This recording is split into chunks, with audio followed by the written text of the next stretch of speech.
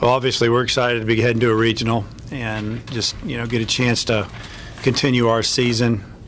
I know the team's excited, ready to go. I think what we'll do from here is today will be a day we'll just do a little conditioning, lifting weights, a couple of bullpens for the pitchers that need to stay on track, and then tomorrow we'll have a practice here at Baum Stadium. We'll start at noon and with stretching and go from there, and then head out on Wednesday. We're trying to put together that right now.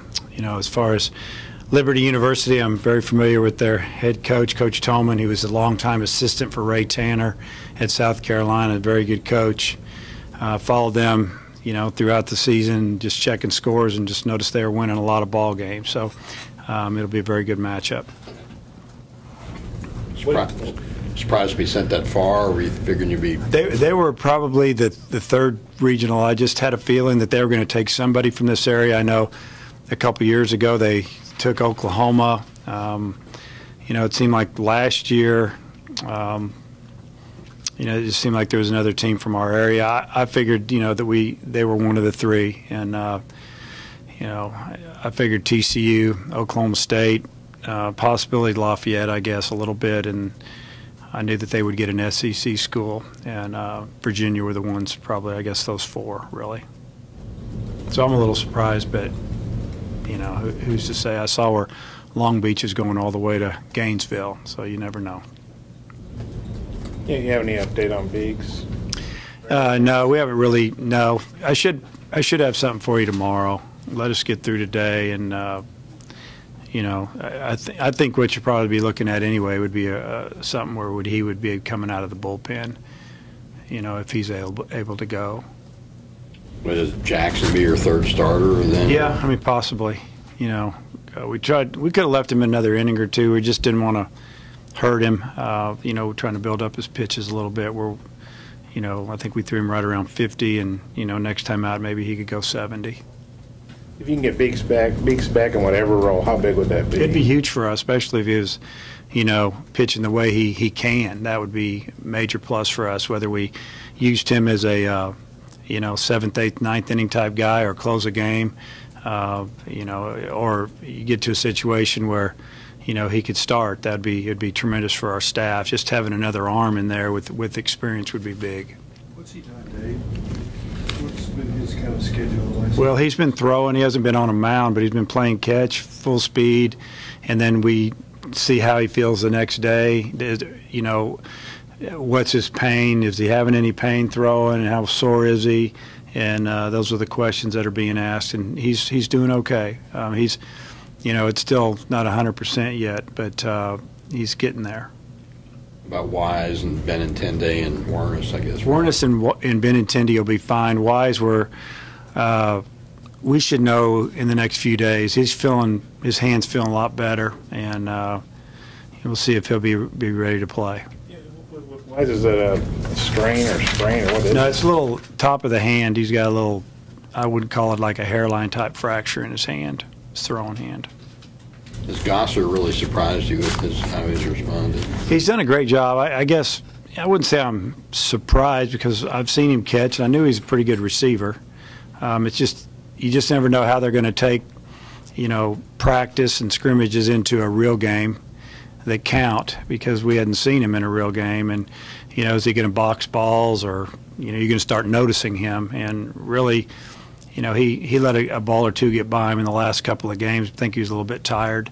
But he's done a tremendous job. He just handled the pitchers. He's, made pitches look good. He hasn't caught them and run them out of the zone. He's done a good job of framing them up. And, pitchers, they're fine throwing to him. But he's also done a good job hitting. He's been a pesky out. He's walked. I mean, he's hit a few balls the other way, pulled some balls in the hole, got him a double. I mean, he's done all right.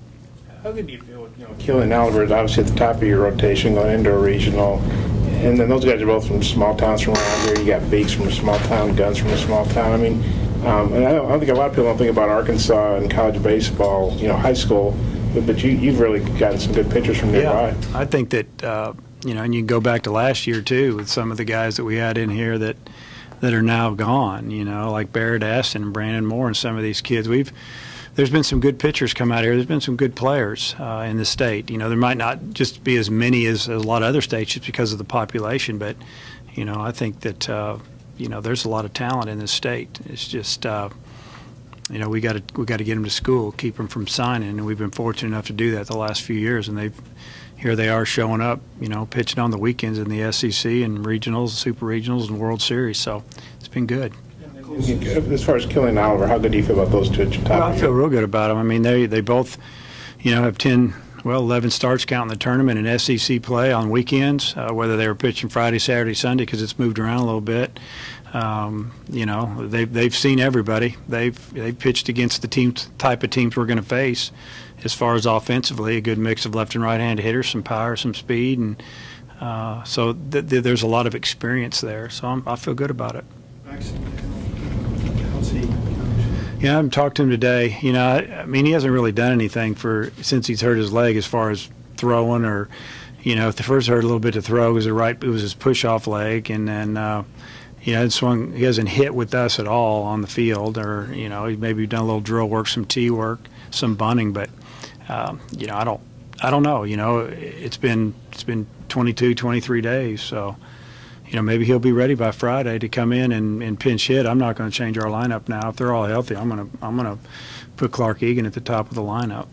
You've had to make those lineup switching positions in the last couple of weeks, and it corresponded with a nice run. Yeah. What's that been like? It's been great. I mean, honestly, as a coach, you know, you write up a lineup and it just doesn't feel right. This one kind of feels right. You know, and put Benintendi in the 3-hole. Is he ready to be a 3-hole hitter at this level?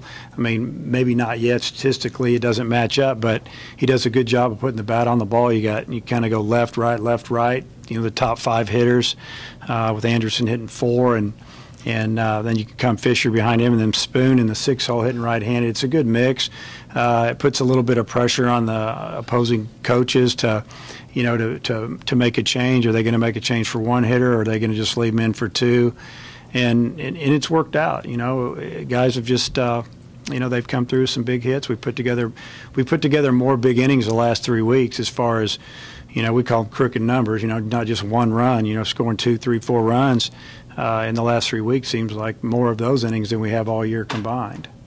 What is it about Egan that seems like he hasn't backed away from the challenge? Well, he's a confident kid, and he's always had success, and he had a good fall for us here. You know, he was a guy that we thought it might take a little time, developmental guy, but he proved in the fall that he can help us pretty quick. And, you know, he's in the lineup, out of the lineup, you know, start here and there, and now he got a chance to get in that lineup full time. Well, he's taking advantage of it. And he does a good job of hitting left-handed pitching too. A lot of times left-handed hitters struggle with that. And if you look at their matchup numbers, Benintendi as well as Egan, they hit lefties well, and they both have a very good walk-to-strikeout ratio. The Benintendi's walked more than he struck out, and I think Egan's about 5, right at even on that. And I think if he had played more and was more comfortable, he might be ahead of that in walks. So, you know, those are 2 big stats in my eyes. Is Alberius one you maybe would put in more than you would? Well, I would now. I mean, you know, I have confidence in him. I mean, if Bobby can't go, then we'll go with Alberius. You know, he's kind of our utility man. He works out every day. He takes ground balls at third, short, and second. He's a confident hitter. He goes up there and swings, and you know, got a couple big hits for us this year in limited action. Yeah, there in Hoover, you were starting 3 freshmen quite a bit with Benintendi, Gasser, and Egan. Then you take the 2 JUCOs on the left side. You had 5 newcomers, you know, and starting. I mean, it's been that way all year. To me, it seems like we have a lot of new people out there and new pitchers. You know, they're coming out of the bullpen, and you know, last year's team was pretty experienced. This year's team has gained its experience, and you know, that's what's been big too down the stretch, is we're gaining a lot of experience, not only to finish out this year, but also for next year and down the road. If you get matched up with Virginia, just kind of what kind of team are they? And well, I mean, they were preseason #1 in a lot of polls. They always seem to have a good pitching staff and a good defense. This year, what kicked them so high up in the polls is they were supposed to be very offensive, and you know, so I guess hearing all that, you know, and I haven't seen them. Just from what I've heard and read, you know, they're just a very complete type team, very good offensively, obviously pitching wise, and play defense, and have a few kids that can run, so they're just solid. Two more questions. SEC got 10 teams in, three top 8 seeds. What do you think about all that? Well, if you go back to maybe 3 or 4 weeks into the season, I've been asked a question a lot about how the league is this year, and my comment was it just seems like everybody's good, and that there's more Friday night type of arms coming at you even on Saturdays and Sundays. When I say that, guys that can pitch, guys that have velocity, and there's really there wasn't maybe a game on the weekend where you're going, oh, they're throwing that guy out there, his numbers aren't very good. It just seemed like this year, boy, the teams were really good, and it doesn't surprise me a bit that we got 10. And, I hope that all 10 teams go out and play really well in their regionals. So, at the end of when it's all said and done, we can say that we deserved it. How do you feel generally about how you're playing right now and your draw and just the whole scope of it? Well, you never know about the draw. I mean, I'm just glad we're in a regional. I think when you get to this time of the year, a lot of times it's do you match up well against that team, or who's healthy. How's your team feeling about themselves? I think the team right now is very confident. The atmosphere and on the field, in the dugout, bus, plane, whatever, has been very good the last few weeks. And like I said, it's a team that's confident, and it feels like that we have a chance to win it. Teague was another one that does he factor in that? Yeah, he made a move. I mean, I have no problem throwing him out there now. He throws, his fastball's 90 miles an hour, 91, 92, and he showed a pretty good changeup the other day. He's got a little bit of a breaking ball, and the key is that he threw strikes. And a lot of times with the young guys, the worry is that they're always in a 3-2 count or behind in the count 2-1, 3-1. That's dangerous. But if you can, get ahead of hitters and keep the count even, it's a good thing. And I saw that a lot from James Teague the other day. From where you were, say, 6 weeks, a month ago, to being in the tournament. Yeah, it's big for us, because 3 weeks ago when we lost that game to Auburn, we had to play that doubleheader, and it didn't, we didn't win both games to win that series.